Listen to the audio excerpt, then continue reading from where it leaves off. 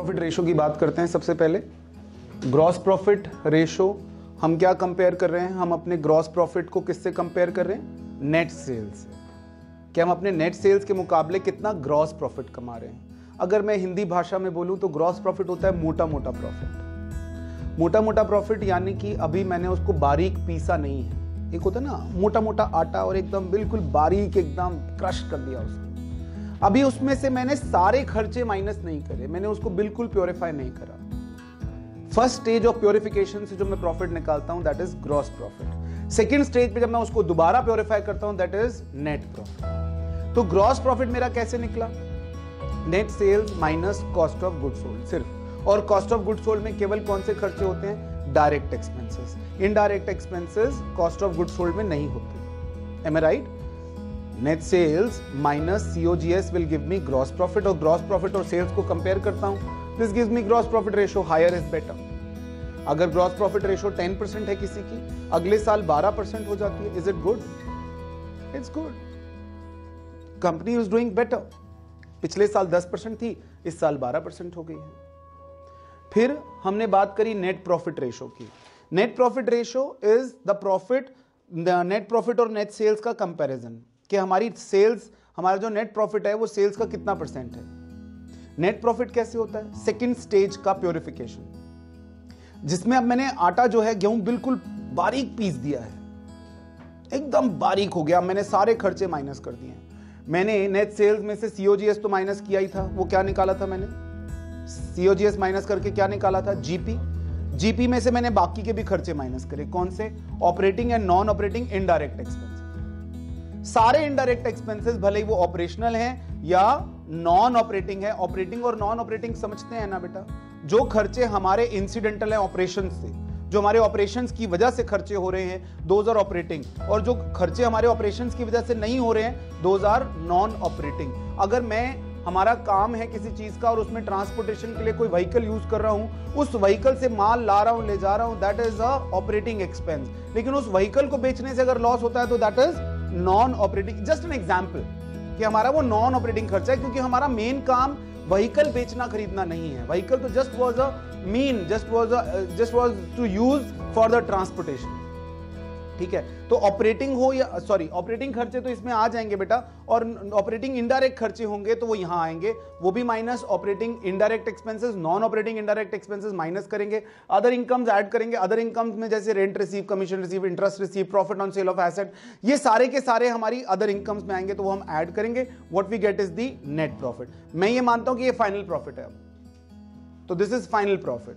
तो इस final profit को अगर मैं सेल्स से कंपेयर करता हूं, what I get is the net profit ratio. Again higher is better.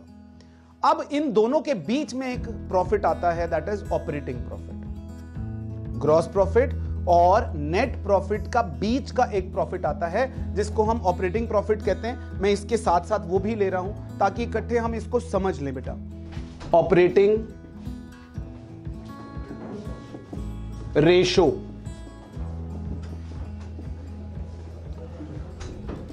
Operating profit ratio, operating ratio, operating profit ratio. Operating ratio का फॉर्मूला होता है operating cost upon net sales into 100। बेटा operating cost क्या होती है? बेटा operating cost में COGS तो आ ही गया, क्योंकि COGS तो पूरा ऑपरेशनल होता है। COGS में कौन से खर्चे आते हैं? परचेजेस और डायरेक्ट एक्सपेंसेस। ये दोनों डायरेक्टली बिल्कुल प्रोपोर्शनेटली हमारे प्रोडक्शन से रिलेटेड है, तो ये तो आएंगे ही आएंगे। ये तो हमारे डायरेक्ट एक्सपेंस और परचेजेस तो आएंगे ही आएंगे। इसके अलावा अगर और कोई ऑपरेटिंग एक्सपेंसेस हैं, अगर और कोई ऐसे खर्चे हैं जो हमारे ऑपरेशन से रिलेटेड हैं, वो भी इसमें ऐड करेंगे तो क्या बनेगा? Operating cost. आपकी सिंप्लीफिकेशन के लिए किताब वालों ने इन ऑपरेटिंग एक्सपेंस को केवल 2 नाम दिए हैं। वैसे तो बहुत सारे इंक्लूड होते हैं, लेकिन इन ऑपरेटिंग एक्सपेंस को केवल 2 नाम दिए हैं। एक office and administration expense plus selling and distribution basically what they have tried कि सारे ऑपरेशनल खर्चों को दो ग्रुप्स में उन्होंने ऐड कर दिया। एक ग्रुप बना ऑफिस एंड एडमिनिस्ट्रेशन एक्सपेंस का और एक बना सेलिंग एंड डिस्ट्रीब्यूशन एक्सपेंस का, कि भैया बनाने वाले खर्चे तो देखो 3 साइकिल्स में खर्चे होते हैं बेटा। पहली साइकिल प्रोडक्शन, दूसरा साइकिल ऑफिस और तीसरा साइकिल सेल्स। ये हमेशा ध्यान रखना, हमारे जितने भी खर्चे होते हैं बेटा इन 3 साइकिल से बाहर नहीं होते। सबसे पहली साइकिल फैक्ट्री, दूसरी साइकिल ऑफिस और तीसरी साइकिल सेल्स। हमारे सारे खर्चे इन 3 साइकिल्स में होते हैं।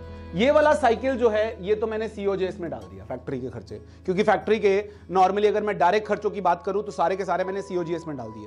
अब इसने क्या किया, किताब वाले ने इस ऑफिस और सेल्स के जितने ऑपरेशनल खर्चे हैं वो यहां पे डाल दिए बेटा इसने, selling and distribution expenses, office and administration expenses. तो 3 साइकिल्स के खर्चों में से पहला खर्चा फैक्ट्री का वो तो सीओजीएस में आ गया।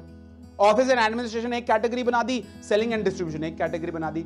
अब ऑफिस एंड एडमिनिस्ट्रेशन में कौन से खर्चे होंगे, प्रिंटिंग स्टेशनरी, ऑफिस की सैलरी है ना, ऑफिस का रेंट, जो हमारे ऑफिस से रिलेटेड जो प्रोडक्शन, जो कहीं ना कहीं हमारे ऑपरेशन से रिलेटेड हैं वो ऑफिस के खर्चे। फिर selling and distribution, selling and distribution में क्या आएगा बेटा, एडवर्टाइजिंग की कॉस्ट है ना, हमारे सेल्समैन की सैलरी हो गई, हमारी सेल्स डिलीवरी वैन की डिप्रिसिएशन हो गई। तो ये हमारे सेलिंग एंड डिस्ट्रीब्यूशन के मगर कौन से खर्चे हैं, ऑपरेशनल खर्चे। अब डिस्ट्रीब्यूशन वैन जो है उसके अगर नॉर्मल खर्चे हैं, रिपेयर, रिन्यूअल और ये और पेट्रोल और रिपेयरिंग, ये सब आएगा। लेकिन अगर डिलीवरी वैन बेच दी, उसका लॉस हो गया तो वो नहीं आएगा। तो I repeat, operating expense, operating cost कैसे बनेगी, COGS plus all other operating expenses. Operating expense को हमने मेजर 2 कैटेगरीज में डिवाइड किया है, office and administration, selling and distribution. इन सबको ऐड करेंगे तो क्या बन जाएगा, ऑपरेटिंग कॉस्ट। फिर operating profit ratio, operating profit ratio is equal to operating profit upon net sales multiplied by 100। बेटा ऑपरेटिंग प्रॉफिट कैसे निकालेंगे, ऑपरेटिंग प्रॉफिट निकालेंगे आप नेट सेल्स में से क्या माइनस करिएगा, ऑपरेटिंग कॉस्ट। ऑपरेटिंग कॉस्ट ये जो मैंने अभी ऊपर निकालनी सिखाई, अगर मैं नेट सेल्स में से ऑपरेटिंग कॉस्ट माइनस कर दूं तो मेरे पास क्या आ जाएगा, ऑपरेटिंग प्रॉफिट। अगर मैं नेट सेल्स इस ऑपरेटिंग कॉस्ट को थोड़ा सा खोलूं तो ये क्या हो जाएगा, net sales minus COGS plus operating expenses. क्यों बेटा, मैंने ऑपरेटिंग कॉस्ट को थोड़ा सा खोल दिया। अब मैं इसको क्या करता हूं, मैंने नेट सेल्स और सीओजीएस एक तरफ ले लिया है ना, नेट सेल्स और सीओजीएस एक तरफ ले लिया तो क्या हो गया, जीपी। बेटा इसको यहां अलग ले लिया तो क्या हो गया, नेट सेल्स माइनस सीओजीएस क्या बन जाएगा, जीपी। और जब ये ब्रैकेट खोलूंगा तो ये इसको माइनस कर देगा, तो जीपी माइनस ऑपरेटिंग एक्सपेंसेस। ये भी एक फॉर्मूला बन गया मेरा किसको निकालने का, ऑपरेटिंग प्रॉफिट को निकालने का। समझ गए। एक और ऑल्टरनेटिव फॉर्मूला है, I will show you here. मैंने अभी आपसे एक बात कही थी कि हमारा जो ऑपरेटिंग प्रॉफिट है वो किन दोनों के बीच में आता है, एक जीपी और एक एनपी के बीच में। यहां ध्यान दें बेटा, सबसे पहले जीपी और फिर एनपी। मैंने अभी जीपी में से क्या माइनस किया, देखना बच्चे, जीपी में से मैंने क्या माइनस किया, ऑपरेटिंग एक्सपेंसेस। अगर जीपी में से मैं ऑपरेटिंग एक्सपेंस माइनस कर दूं तो ऑपरेटिंग प्रॉफिट आता है। ठीक है बेटा, हाँ या नहीं। अब अगर आपको मैंने अभी इससे थोड़ी देर पहले नेट प्रॉफिट रेशो का फॉर्मूला लिखवाया, जस्ट 2 मिनट पहले लिखवाया आपको, वहां पर अगर आप देखें तो नेट प्रॉफिट निकालने का क्या तरीका था कि sales minus COGS minus operating and non operating indirect expenses करे थे मैंने माइनस। हाँ बेटा, तो मैंने सेल्स माइनस सीओजीएस, बेटा यहां ध्यान दो, अगर सेल्स माइनस सीओजीएस की बात करूं तो यहां तक तो मैं पहुंच गया हूं। सेल्स में से अगर मैं सीओजीएस माइनस करता हूं तो I have got GP. GP में से मैंने ऑपरेटिंग एक्सपेंस माइनस करे तो ऑपरेटिंग प्रॉफिट। इसमें से क्या माइनस करूं, non operating indirect expenses plus क्या करूं, नॉन ऑपरेटिंग इनडायरेक्ट इनकम्स। अगर मैं ये ऐड कर दूं तो what I will get is net profit. Am I right. क्यों बेटा, मैंने ऑपरेटिंग खर्चे थे वो सारे ऊपर माइनस कर दिए तो मैं ऑपरेटिंग प्रॉफिट पे पहुंच गया। अब उसके बाद जो नॉन ऑपरेटिंग खर्चे थे, जो खर्चे तो हुए मगर मेरे ऑपरेशन से रिलेटेड नहीं है, अगर मैं वो भी माइनस कर दूं तो मैं नेट प्रॉफिट पे पहुंच जाता हूं। M I right. अब एक मैं और जो बात कहना चाहता हूं, आपने जीपी से ऑपरेटिंग प्रॉफिट निकालना सीख लिया, GP minus operating expenses, you get operating profit. अगर मेरे पास एनपी हो तो एनपी से मैं ऑपरेटिंग प्रॉफिट पे पहुंच सकता हूं उल्टा चल के। कैसे, NP plus non operating indirect expenses minus non operating indirect incomes, ये भी मुझे क्या देगा बेटा, this will give me operating profit. क्यों बच्चे? तो what I was trying to say, I will again repeat that, कि मैं ये कहना चाह रहा था कि मेरा जो ऑपरेटिंग प्रॉफिट है वो किसके बीच में पड़ता है, जीपी के और एनपी के। अगर मैं डायरेक्टली चलूं तो जीपी से ऑपरेटिंग प्रॉफिट निकाल सकता हूं, और अगर एनपी से मुझे ऑपरेटिंग प्रॉफिट निकालना है, I will have to go backward.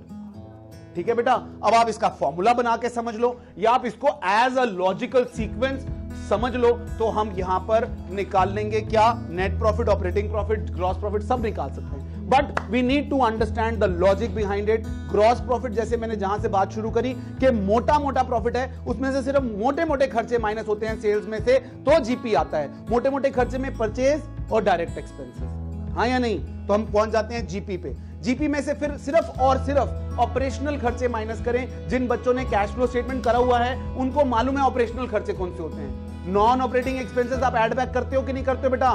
तो नॉन ऑपरेटिंग एक्सपेंस ऐड करते हो तो आपको मालूम है कौन से खर्चे नॉन ऑपरेटिंग नॉन कैश होते हैं। याद है आपको? Goodwill return of, loss on sale of asset, loss on sale of investment, discount on issue of shares, loss on issue, ये किया था कि नहीं किया था?